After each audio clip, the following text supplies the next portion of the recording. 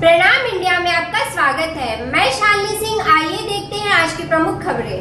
कांग्रेस ने दिखाया अपना दम, मोर्चे में शामिल हुए काफी लोग। कांग्रेस की शहरी व देहाती इकाइयों के कार्यकर्ताओं ने अकाली भाजपा सरकार व केंद्र सरकार के किया विरोध नारेबाजी। एक हाई प्रोफाइल वारदात को पुलिस ने हल करने में सफलता हासिल की। दामोनगर में लगभग 60 सिलेंडर फटने से लगी भीषण आग। अपनी मांगों को लेकर पनबस के मुलाजिम गए हड़ताल पर। इको सीख की ओर से पर्यावरण के प्रति जागरूक करने के लिए की गई प्रार्थना। पक्की नौकरी को मांग को लेकर नर्सिंग स्टाफ ने सड़क पर किया प्रदर्शन। बीफ बंदी और दादरी पर चिंता। ग्राम पंचायत चुनाव के तीसरे चरण में हुई मतदान के दंगों का खुलासा। नागपुर विधानसभा के दूसरे दिन कांग्रेस ने मौजूद सरकार से किसान के आत्महत्या पर किया मोर्चा, जिसमें शामिल हुए काफी लोग। हमारे संवाददाता सलीम रहमान की रिपोर्ट। नागपुर विधानसभा के दूसरे दिन कांग्रेस ने मौजूद सरकार को किसानों की आत्महत्या, उनके विकास तथा देश के बिगड़ते हालात पर हो रहे भारी संख्या में मोर्चा में शामिल हुए प्रदेश के विभिन्न जिलों के आए लोग। इस तरीके से विदर्भ के मुद्दों को हमेशा देखते गया है। महाराष्ट्र सरकार, पिछली सरकार की अगर बात किया जाए तो वो भी एक विदर्भ में सुनकर जो घोषित किया जाता था उसको लेकर वो भी असफल थी। और आज की वर्तमान मौजूदा सरकार की बात की जाए, भारतीय जनता पार्टी के ऊपर कांग्रेस मोर्चा लेकर धरना लेकर बहुत तरीके से घेरा चालू कर चुकी है। आप मेरे पीछे देख सकते हैं पूरे महाराष्ट्र बॉडी के कांग्रेस नेता यहाँ पे मौजूद है और भारतीय जनता पार्टी ने सरकार को घेरने में कोई कसर नहीं छोड़ी। कैमरामैन नवेद खान के साथ टाइम न्यूज सलीम रहमान।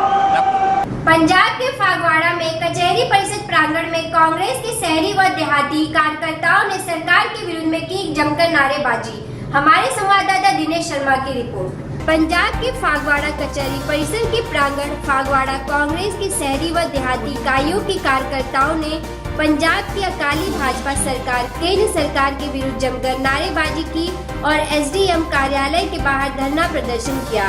प्रदर्शन के दौरान कांग्रेस कार्यकर्ताओं ने अपनी संबोधन में कहा कि केंद्र व पंजाब सरकार हर मौके पर विफल हुई है और चुनाव के दौरान लोगों से किए गए वादों को पूरा करने में पूरी तरह नाकाम रही है। आज दोनों ही ब्लॉक कमेटियां देहाती और शहरी ने इकट्ठे होकर किसानों दी मंगां जो किसानों की मौजूदा फसल जी झोने की फसल जी रुल रही है ਉਹਦੇ जो बकाया बनता है।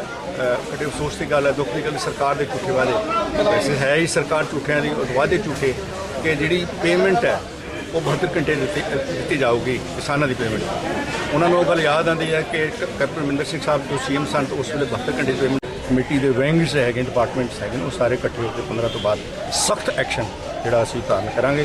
दोनों ब्लॉक कमेटियां ने अश्योर किया कि असी उस तो बाद प्लैनिंग जी है कोई ना कोई रेगूलर जी है वो हड़ताल होएगी या कोई ना कोई एजुकेशन की जाएगी।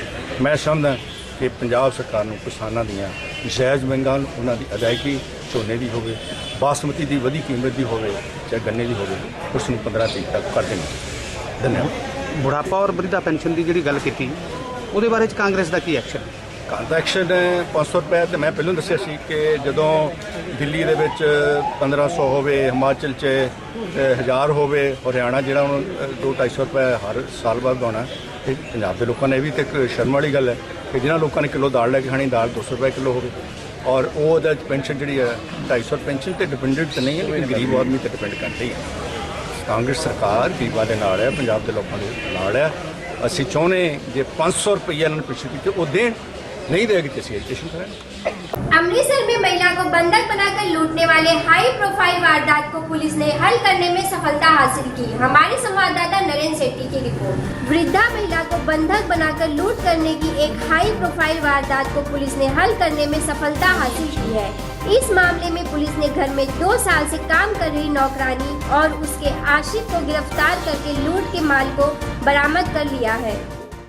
ਮਿਤੀ 5/12/15 ਨੂੰ ਗ੍ਰੀਨ ਐਵੀਨਿਊ ਕੋਠੀ ਨੰਬਰ 47 ਦੇ ਵਿੱਚ ਦੁਪਹਿਰੇ 2:30 ਵਜੇ 4 ਨਕਾਬਪੋਸ਼ ਵਿਅਕਤੀ ਦਾਖਲ ਹੋਏ ਤੇ ਜਿਨ੍ਹਾਂ ਵਿਅਕਤੀਆਂ ਨੇ ਉਸ ਘਰ ਦੀ ਮਾਲਕਨ ਕਵਲਜੀਤ ਕੌਰ ਅਤੇ 2 ਨੌਕਰਾਨੀਆਂ ਬਿਮਲਾ ਅਤੇ ਨਿਸ਼ਾ ਨੂੰ ਬੰਧਕ ਬਣਾ ਕੇ ਤੇ ਘਰ ਦੇ ਵਿੱਚੋਂ ਲੁੱਟ ਦੀ ਵਾਰਦਾਤ ਨੂੰ ਅੰਜਾਮ ਦਿੱਤਾ ਸੀ, ਜਿਸ ਦੇ ਚੱਲਦਿਆਂ ਮੁਕੱਦਮਾ ਨੰਬਰ 429 ਮਿਤੀ 5/12/15 ਅਧੀਨ ਧਾਰਾ 392 34 IPC ਥਾਣਾ ਸਿਵਲ ਲਾਈਨ ਵਿਖੇ ਦਰਜ रजिस्टर किया गया, जो मानयोग श्री कमिश्नर साहिब सरदार जतिंदर सिंह जी औलख ਅਤੇ ADCP श्री गौरव गर्ग जी इन्हां जी दिशा निर्देशों के अनुसार पुलिस ने अपनी तफ्तीश के दौरान ਇਹ ਗੱਲ ਸਾਹਮਣੇ ਆਈ ਹੈ ਕਿ ਜੋ ਇਸ ਘਰ ਦੇ ਵਿੱਚ ਜੋ ਨਿਸ਼ਾ ਜੋ ਕਿ ਇਸ ਘਰ ਵਿੱਚ ਨੌਕਰਾਨੀ ਦਾ ਕੰਮ ਕਰਦੀ ਸੀ, ਉਸ ਦੇ ਵੱਲੋਂ ਹੀ ਸਾਰੀ ਇਹ ਮਾਸਟਰਮਾਈਂਡ ਉਸ ਦੇ ਵੱਲੋਂ ਹੀ ਤਿਆਰ ਕੀਤਾ ਗਿਆ ਸੀ। ਤਾਂ ਨਿਸ਼ਾ ਨੇ ਹੀ ਆਪਣੇ ਦੋਸਤਾਂ ਨੂੰ ਇਸ ਸਮੇਂ ਦੇ ਦੌਰਾਨ ਘਰ ਦੇ ਵਿੱਚ ਬੁਲਾਇਆ ਗਿਆ ਤੇ ਸਾਰੀ ਵਾਰਦਾਤ ਨੂੰ ਅੰਜਾਮ ਦਿੱਤਾ ਗਿਆ। ਜੋ ਇਸ ਦੇ ਦੌਰਾਨ ਅਸੀਂ ਨਿਸ਼ਾ ਨੂੰ ਬਾਅਦ ਪੁੱਛਗਿੱਛ ਗ੍ਰਿਫਤਾਰ ਕਰ ਲਿਆ ਤੇ ਉਸ ਦੇ ਨਾਲ ਨਿਸ਼ਾ ਵੱਲੋਂ ਜੋ 4 ਨੌਜਵਾਨ ਦੋਸ਼ੀਆਂ ਦੇ ਨਾਮ ਦੱਸੇ ਨੇ, ਉਹਨਾਂ ਵਿੱਚੋਂ ਅਸੀਂ 2 ਦੋਸ਼ੀ ਜਿਹੜੇ ਗ੍ਰਿਫਤਾਰ ਕਰ ਲਏ ਨੇ, ਜਿਨ੍ਹਾਂ ਦੇ ਵਿੱਚੋਂ ਇੱਕ ਦਾ ਨਾਮ ਵਰਿੰਦਰ ਸਿੰਘ ਉਰਫ ਸੰਨੀ ਹੈ ਤੇ ਦੂਸਰੇ ਦਾ ਨਾਮ ਗੁਰਿੰਦਰ ਸਿੰਘ ਉਰਫ ਡਿੰਪਾ। ਜੋ ਇਹਨਾਂ ਕੋਲ ਗ੍ਰਿਫਤਾਰੀ ਤੋਂ ਬਾਅਦ ਇਹਨਾਂ ਕੋਲੋਂ ਨਿਸ਼ਾਨਦੇਹੀ ਦੇ ਉੱਪਰ ਇਹਨਾਂ ਕੋਲੋਂ ਅਸੀਂ ਸੋਨੇ ਦੇ ਜੇਵਰਾਤ ਜਿਹੜੇ ਬਰਾਮਦ ਕਰ ਲਏ ਨੇ ਤੇ ਦੂਸਰੇ 2 ਦੋਸ਼ੀ ਜਿਹੜੇ ਅਜੇ ਉਹਨਾਂ ਨੂੰ ਵੀ ਅਸੀਂ ਜਲਦ ਗ੍ਰਿਫਤਾਰ ਕਰ ਲਵਾਂਗੇ। ਉਹਨਾਂ ਦਾ ਨਾਮ ਹੈਗੇ ਅਜੇ ਪੁੱਤਰ ਮੁਖਤਿਆਰ ਸਿੰਘ ਤੇ ਭਿੱਲਾ ਪੁੱਤਰ ਚੈਂਚਲ ਸਿੰਘ ਵਾਸੀ ਵਰਪਾਲ। ਇਹ ਜਿਹੜਾ ਆਸ਼ਿਕ ਕੌਣ ਸੀ ਜੀ ਇਹਨਾਂ ਚੋਂ? ਇਹ ਨਿਸ਼ਾ ਦਾ ਦੋਸਤ ਇਹਦਾ ਵਰਿੰਦਰ ਸਿੰਘ ਉਰਫ ਸੰਨੀ ਵਾਸੀ ਰਤਨ ਸਿੰਘ ਚੌਂਕ ਅੰਮ੍ਰਿਤਸਰ ਹੈ। ਇਹਦੇ ਨਾਲ ਅਫੇਅਰ ਸੀ ਇਹਦੇ ਨਾਲ ਦੋਸਤੀ ਸੀ ਇਹਦੀ ਕਿ ਦੋਸਤੀ ਇਹ ਗੱਲ ਸਾਹਮਣੇ ਆਈ ਹੈ। ਤੇ ਇਹਨੇ ਕੀ ਇਨਫੋਰਮੇਸ਼ਨ ਦਿੱਤੀ ਸੀ ਉਹਨਾਂ ਨੂੰ? ਇਹਨੇ ਇਸ ਨੂੰ ਮੋਬਾਈਲ ਫੋਨ ਤੇ ਇਸਨੇ ਪਹਿਲਾਂ ਤੇ 2 ਦਿਨ ਪਹਿਲਾਂ ਹੀ ਇਸਦੀਆਂ ਜਿਹੜੀਆਂ ਘਰ ਦੀਆਂ ਚਾਬੀਆਂ ਉਹਨੂੰ ਡੁਪਲੀਕੇਟ ਕਰਵਾ ਕੇ ਇਹਨਾਂ ਤੱਕ ਮੁਹੱਈਆ ਕਰਵਾਈਆਂ ਅਤੇ ਫੋਨ ਤੇ ਸਾਰੀ ਇਨਫੋਰਮੇਸ਼ਨ ਦਿੱਤੀ ਕਿ ਇਸ ਸਮੇਂ ਉਹ ਘਰ ਵਿੱਚ ਆ ਸਕਦੇ ਨੇ ਜਿਸ ਸਮੇਂ ਘਰ ਦੇ ਮੇਨ ਮੈਂਬਰ ਜਿਹੜੇ ਮੌਜੂਦ ਨਹੀਂ ਹੋਣਗੇ। ਘਰ ਦੀਆਂ ਚਾਬੀਆਂ ਇਹਨਾਂ ਦੇ ਵੱਲੋਂ ਹੀ ਇਹਨੇ ਲੜਕੀ ਦੇ ਵੱਲੋਂ ਚੋਰੀ ਕਰਕੇ ਲੈ ਗਈ ਤੇ ਜਿਹੜੀਆਂ ਕੁਝ ਫਰਦਰ ਉਹਨਾਂ ਨੇ ਚਾਬੀਆਂ ਬਣਵਾ ਲਈਆਂ, ਫਿਰ ਚਾਬੀਆਂ ਵਾਪਸ ਰੱਖ ਲਈਆਂ। ਤੇ ਆਬਵੀਅਸਲੀ ਲਾਲਚ ਕਿ ਪੈਸੇ ਦੀ ਨਕਦੀ ਪ੍ਰਾਪਤ ਹੋਏਗੀ। ਘਰ ਦੇ ਵਿੱਚ ਨੌਕਰਾਨੀ ਰਹਿੰਦੇ ਹੋਏ ਨੇ ਸਾਰਾ ਕੁਝ ਦੇਖਿਆ ਵੀ ਕਿੱਥੇ ਨਕਦੀ ਰੱਖਦੇ ਨੇ, ਕਿੱਥੇ ਸਾਰਾ ਜੇਵਰਾਤ ਪਏ ਹੁੰਦੇ ਨੇ, ਪਹਿਲਾਂ ਸਾਰੀ ਇਨਫੋਰਮੇਸ਼ਨ ਲੈ ਲਈ ਤੇ ਉਸੇ ਲਾਲਚ ਨੂੰ ਚੱਲਦੇ ਆਪਣੇ ਦੋਸਤ ਨੂੰ ਇੰਨੇ ਸਾਰੀ ਇਨਫੋਰਮੇਸ਼ਨ ਦਿੱਤੀ ਹੈ। ਇਹ ਕੋਈ ਗਿਰੋਹ ਹੈ ਜੀ ਕਿ ਇੰਡੀਵਿਜੂਅਲ ਕੇਸ ਹੈ ਕਿ ਕੋਈ ਹੋਰ ਵੀ ਵਾਰਦਾਤਾਂ ਕੀਤੀਆਂ ਨੇ? ਅਸੀਂ ਇਹਦੀ ਤਫਤੀਸ਼ ਕਰ ਰਹੇ ਹਾਂ ਤੇ ਬੜੀ ਡੂੰਘਾਈ ਨਾਲ ਪੁੱਛਗਿੱਛ ਕਰ ਰਹੇ ਹਾਂ ਇਸ ਦਾ ਤੇ ਜੋ फर्दर ਇਹਦੇ ਵਿੱਚ ਸਾਨੂੰ जानकारी मिलेगी सी। मुंबई के कांदीवली दामू नगर में लगी भीषण आग, लगभग 60 सिलेंडर हुए ब्लास्ट। हमारे संवाददाता शिवशंकर तिवारी की रिपोर्ट। कांदीवली पूर्व दामू नगर में भीषण आग लगी, लगभग 1000 घरों को तबाह कर दिया।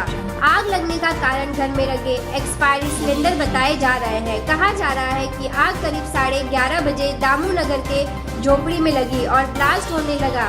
लगातार एक के बाद एक सिलेंडर ब्लास्ट होता रहा। आग को बुझाने के लिए करीब 14 से 15 फायर ब्रिगेड आए, लेकिन आग को बुझाते बुझाते करीब 4 घंटे लग गए। इसके बाद तो मचा अपनों से बिछड़ने की खोज का सिलसिला। अभी तो आग लगी है, उसका तो मैं इसकी जांच करने के लिए पहला बोल दूंगा, उसकी मांग करूंगा विधानसभा में, क्योंकि ये मुझे पूरी खातिर है कि वन खाते ने ये आग लगाई होगी। इसकी मुझे पूरी खातिर लग रही है क्योंकि वो झोपड़ा खाली करना चाहते थे और वो झोपड़े आज तक खाली नहीं हुए थे, इसके लिए ऐसा कुछ हादसा किया होगा। इसके लिए आज इतने 2000 कम से कम झोपड़े जल गए हैं। अभी पुनर्वसन के बारे में हम यहाँ पंडाल लगाएंगे, सबको अनाज देंगे, 2 टाइम का खाना देंगे, उनकी शौचालय की व्यवस्था करेंगे, उनकी सोने की व्यवस्था करेंगे, कपड़ा भी देने की।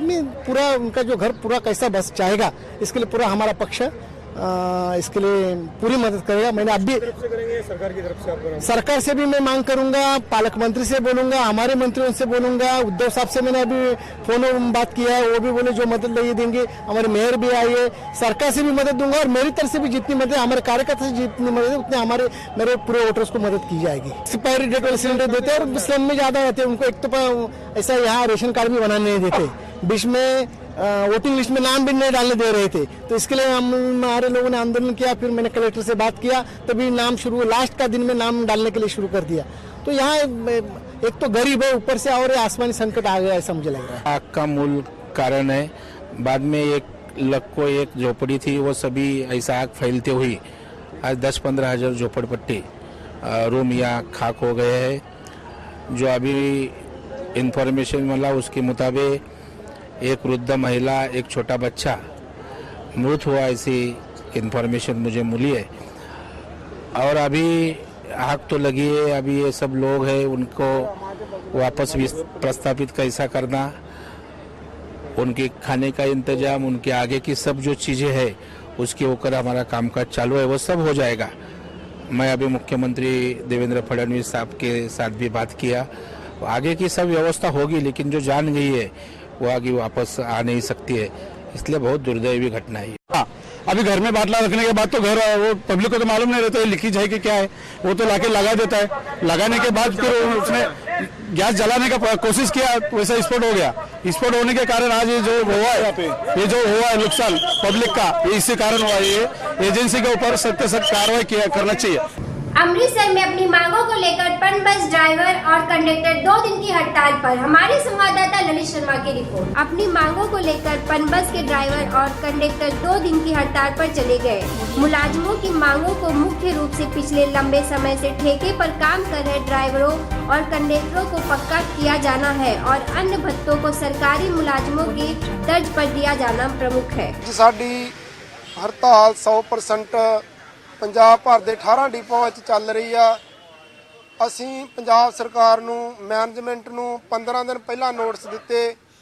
ਸਾਰੇ ਡਿਪੂਆਂ ਵੱਲੋਂ ਜ਼ਿਲ੍ਹਾ ਪੱਧਰੀ ਡੀਸੀ ਨੂੰ, ਪੁਲਿਸ ਕਮਿਸ਼ਨਰ ਨੂੰ, ਐਸਐਸਪੀ ਨੂੰ ਨੋਟਿਸ ਦਿੱਤੇ ਗਏ, ਪਰ ਸਰਕਾਰ ਨੇ, ਮੈਨੇਜਮੈਂਟ ਨੇ ਸਾਨੂੰ ਮੀਟਿੰਗ ਦਾ ਅਤੇ ਕੋਈ ਵੀ ਸੱਦੇ ਪੱਤਰ ਦਾ ਕੋਈ ਇਹੋ ਜਿਹਾ ਸਰਕਾਰ ਵੱਲੋਂ ਜਾਂ ਮੈਨੇਜਮੈਂਟ ਵੱਲੋਂ ਸਾਨੂੰ ਮੀਟਿੰਗ ਨਹੀਂ ਆਈ, जिस करके मजबूरी तौर पर सानू अज 2 दिन की हड़ताल ते जाना पिया।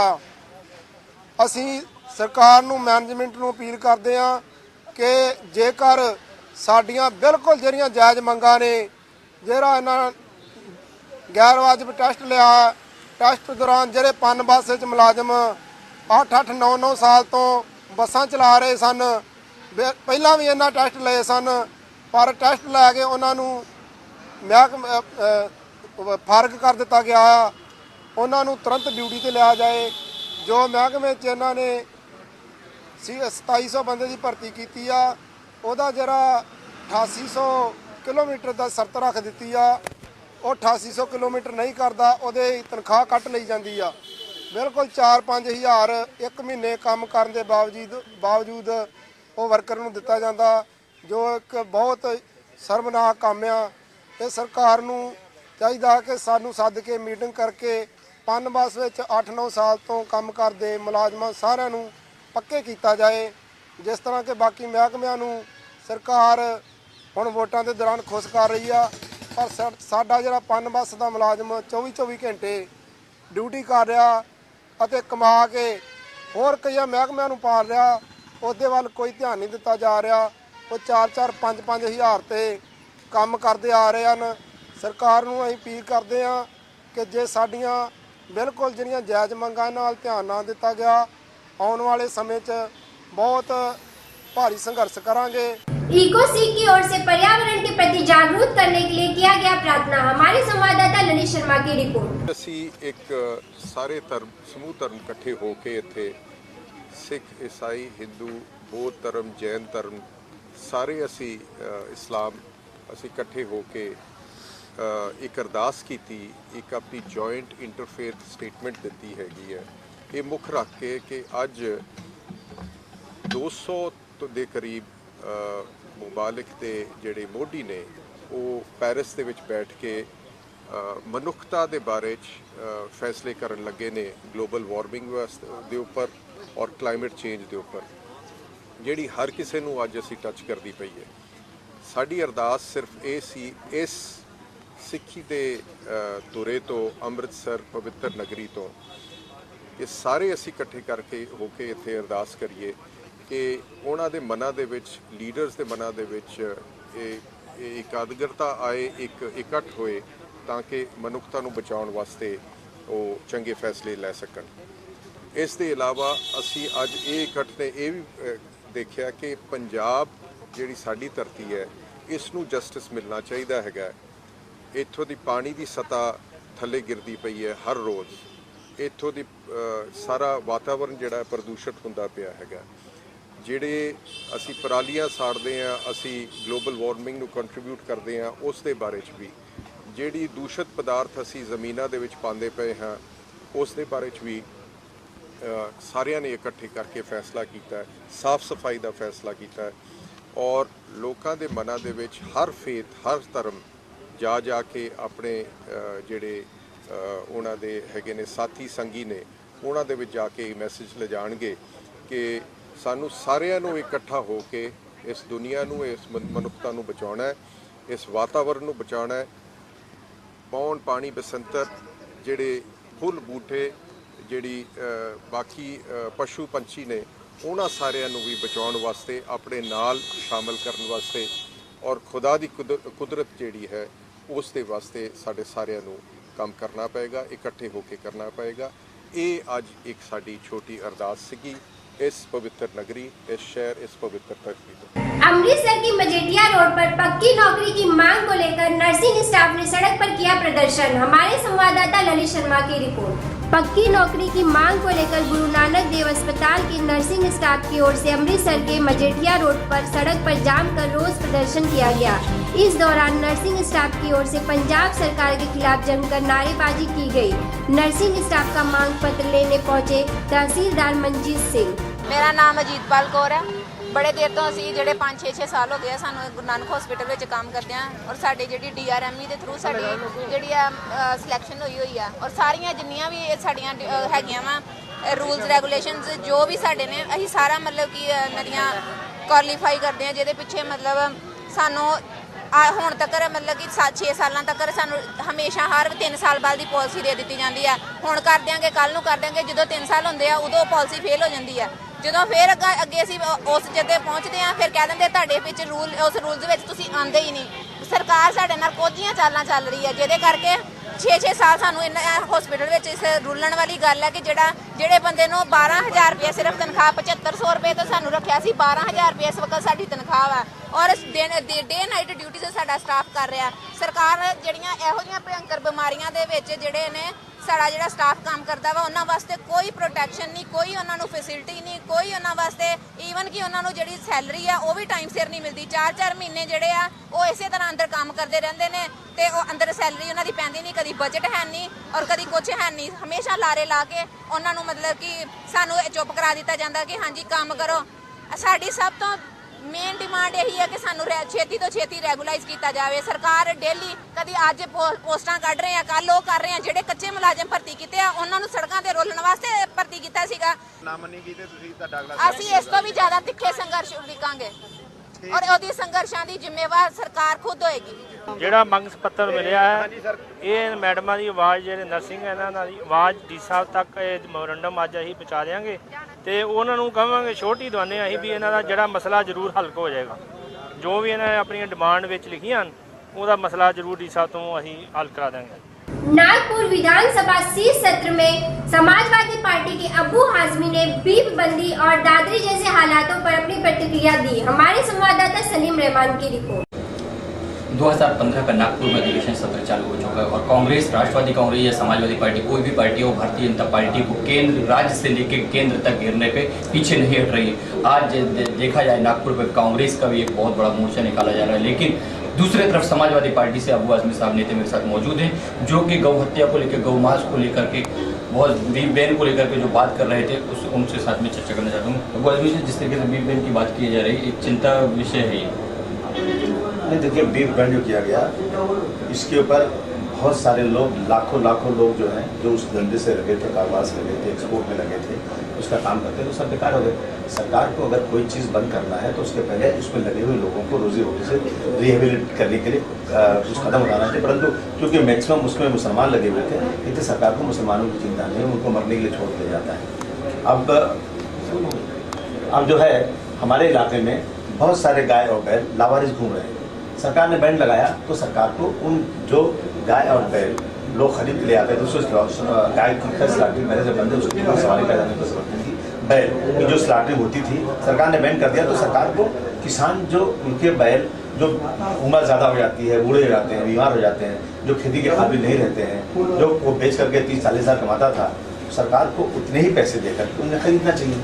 किसान खुद तो खा नहीं सकता है, उसके बाद बेटा गरीब गुर्बत की रेखा से नीचे जा रहा है, पानी नहीं पीने के लिए उसके पास, तो जब खुद ही नहीं खा सकता है, खुद आत्महत्या कर रहा है तो उन जानवरों को जो उसके लिए बेकार हो चुके हैं उनको कहाँ से खिलाएगा। सरकार वो 30-40 हज़ार बेच करके नया जानवर खरीदता था, अब वो 30-40 हज़ार नहीं मिल रहे हैं। एक तो जानवर का बोझ, दूसरे नया जानवर खरीदने का पैसा, मजबूर होकर के अब डबल जो है दोगुना किसानों की आत्महत्या बढ़ गई है। तो ये जानवर छोड़ दिए जा रहे हैं। मेरे इलाके में मुंबई शहर के अंदर मानपुर शिवाजी नगर में बहुत बड़ी तादाद में गाय और बैल कचरे में खड़े होकर के गंदगी में अपना पेट भर रहे हैं। और दादरी में ज़बरदस्ती मुसलमानों पर हमला किया गया कि गौ बांश उस घर में है। इस तरह की चीज़ें आज जो है आरएसएस, बजरंग दल विश्व हिंदू परिषद, शिवसेना, बीजेपी के लोग देश को हिंदू राष्ट्र बनाने के लिए ऐसे माहौल पैदा करके मुसलमानों को बिल्कुल हाशिए पे ले जाना चाहते हैं, उसके साथ जो ज्यादती कर रहे हैं। तो मैं चाहता हूं कि ऐसे कोई हालात मुंबई में न पैदा होने पाए, महाराष्ट्र में पैदा न होने पाए। और जो सरकार ने कहा है कि हमारी आस्था है गाय से, तो कम से कम आस्था दिखाएं, ले जाकर के उसे गौशाले में उनका बंदोबस्त करके उनको रखें वहाँ पर और उनको खाना खिलाएं, उनको पानी पिलाएं, उनको तंदुरुस्त रखें। मंत्री तो मोटा होता जा रहा है, मंत्री तो कहीं भी उसका तकलीफ उसको नहीं हो रही है। मंत्री के पैसे कम करके कम से कम जिस गाय की पूजा करते हैं, बैल को हम आस्था का सवाल बांधते हैं, तो उसको कम से कम बंदोबस्त करने के लिए उसको फंड देना चाहिए और गौशालाएँ बंदोबस्त करना चाहिए, ताकि जहाँ गाय और बैल जिंदगी अपनी गुजार सकें। बेचारे सपना पूरा नहीं हुआ। अशोक सिंघल साहब बेचारे चले गए दुनिया से, सपना पूरा नहीं हुआ। कल्याण सिंह जी बेचारे चिल्लाते जाते रहे, अब अधूरे हो गए हैं बेचारे, जाकर के बने हुए हैं, गवर्नर बने हुए हैं, सपना पूरा नहीं हुआ। अब भागवत साहब चिल्लाते रहेंगे जब तक इस देश का कानून कोर्ट परमिशन नहीं देता। बाबरी मस्जिद की जगह पर मंदिर नहीं बन सकती, देश हिंदू राष्ट्र नहीं बन सकता। 25 करोड़ मुसलमान जो अपनी मर्जी से इस देश की जय जयकार कर रहे हैं, उन्हें इस देश में हक मिला हुआ है। इस देश को हिंदू राष्ट्र बनाने के लिए बहुत पापड़ बेलने पड़ेंगे और इस देश का मैक्सिमम हिंदू, मुसलमान, सिख, ईसाई भाई भाई की तरह से रहता है। चंद लोग जो नफरत फैलाते हैं, इनकी दुकानदारी, इनकी राजनीति इस देश में कभी नहीं चल सकती, कभी नहीं चल सकती। और यही इनका हश्र होगा कि जिस तरह से पहली बार इन्होंने ऐसे मुद्दे लाए नहीं, इन्होंने सांप्रदायिक मुद्दे नहीं लाए, बाबरी मस्जिद का मुद्दा नहीं लाया, हिंदू राष्ट्र का मुद्दा नहीं लाया, सिर्फ और सिर्फ बीजेपी ने विकास का मुद्दा लाया। लोग कांग्रेस से परेशान थे, देश में भुखमरी थी, गुर्बत थी। लोगों ने देखा कि भाई बीजेपी बहुत अच्छी बातें कर रही है, लोगों ने बीजेपी को जिता दिया। लेकिन थोड़े दिनों के बाद लोगों ने देखा ये नरेंद्र मोदी जी के लिए अच्छा दिन आ गया है, किसी का विकास नहीं हो रहा है, हर व्यक्ति करा रहा है। और जिस दिल्ली में हार इनकी हो गई, बिहार में ये चित पड़ गए, अब इंशाल्लाह यूपी की बारी है। यूपी में तो कुछ नहीं कर पाएंगे। यूपी में उत्तर प्रदेश सरकार इतने अच्छे काम कर रही है कि विकास के इतने काम कर रही है कि वहाँ पे इनकी दाल गलने वाली नहीं है। और ये 2017 में ये इलेक्शन आएगा, इनको उनकी हैसियत मालूम पड़ जाएगी। ये 5 साल इनको पूरा करने मुश्किल हो जाएगा। 5 साल के बाद फिर नरेंद्र मोदी जी कहते हैं धोबी का कुत्ता, न घर का न घाट का, न तो गुजरात में जाकर इस सरकार में मुख्यमंत्री बन सकते, प्रधानमंत्री बन गए हैं, न दिल्ली में इनको कोई पूछने वाला है। तो ये बेचारे एक छोटी सी गाड़ी लेकर यहाँ फिरते रहेंगे और विदेश की यात्राएं इसलिए कर रहे हैं कि जल्दी जल्दी सब दुनिया देख रहे हैं। अबू आजमी साहब जो कि मोहन भागवत के बयान पे कहा कि दुनिया की कोई भी ताकत आ जाए, देश को हिंदू देश नहीं बना सकता। कैमरामैन नवेद खान के साथ टाइम न्यूज सलीम रमन, नागपुर। ग्राम पंचायत के तीसरे चरण में मतदान दंगों का खुलासा किया एसपी अजय साहनी ने। हमारे संवाददाता दुर्गेश श्रीवास्तव की रिपोर्ट। नवंबर को बढ़नी कस्बे में एक व्यक्ति की ट्रक से कुचलकर हत्या की गई थी। प्रथम दृष्टया इसे एक्सीडेंट का रूप देने का प्रयास किया गया। बाद में जब पुलिस टीम वहां लगी तो मुखबिरों की सूचना और अन्य सबूत इकट्ठे हुए, जिससे पता चला कि एक्सीडेंट न होकर हत्या का मामला है और इसको एक्सीडेंट का रूप देने के लिए ट्रक से हत्या 1.5 लाख रुपए देकर करवाई गई। मुख्य अभियुक्त हमारे कब्जे में है, उसने सारी बातें हमें बताई। इसे गिरफ्तार करके हम लोग जेल भेज रहे हैं और संबंधित धाराओं में हत्या की मुकदमा पंजीकृत किया गया, उस पर कार्रवाई की जा रही है। पुलिस के तांडव का ना तो कोई आरोप लगा है, ना पुलिस ने कोई तांडव किया है। वहाँ पे पोलिंग के पश्चात कुछ व्यक्तियों ने एबनॉर्मलिटी उत्पन्न करने की कोशिश की थी, कुछ लोगों के साथ मिल के। वहाँ की जो पुलिस टीम है उसने बड़े लगन और साहस से वहाँ की स्थिति से निपटा और इसके लिए पुलिस टीम को मेरे द्वारा पुरस्कृत किया जा रहा है। जो आरोपी हमको जेल भेजा जा रहा है। जहाँ तक फायरिंग की बात है, मेडिकल रिपोर्ट आपको हमने दिखाया, जिससे स्पष्ट है कि किसी प्रकार की कोई फायरिंग नहीं हुई है और जिन्होंने गलत र्यूमर फैला के गलत करने की कोशिश की है उनके खिलाफ हम 420 का एक मुकदमा और पंजीकृत करके उनको जेल भेज रहे हैं। और वहाँ किसी प्रकार की कोई अप्रिय स्थिति नहीं है, सारी स्थिति नॉर्मल है, ठीक ठाक है। जैसे राजनीति शुरू हो गई है सर, थोड़ा राजनीति जैसे वो आ जाती है, पुलिस के लिए सरदर्द हो जाता है राजनीति। नहीं, यहाँ की राजनीति पुलिस के लिए कोई सरदर्द नहीं है। पुलिस हर तरह के लोगों के साथ निपटने में सक्षम है। सबके साथ पुलिस का व्यवहार सौहार्दपूर्ण है, किसी प्रकार की कोई समस्या नहीं है और यहाँ के नेता बड़े अच्छे हैं और बराबर पुलिस को कोऑपरेट करते हैं। लोकतंत्र है, लोकतंत्र में कोई कहीं भी जा सकता है। हमारी जो जिम्मेदारी है उसका निर्वहन हम करें। कुल अपराधियों में पुलिस का दहशत होना भी चाहिए, इससे उन्हीं को डर होगा जो अपराधी हैं। बाकी जनता को पता है कि पुलिस उनकी मदद करेगी। आज के लिए बस इतना ही। और ताज़ा तरीन खबरों के लिए आप हमारे वेबसाइट पर विजिट कर सकते हैं www.timenews.co पर।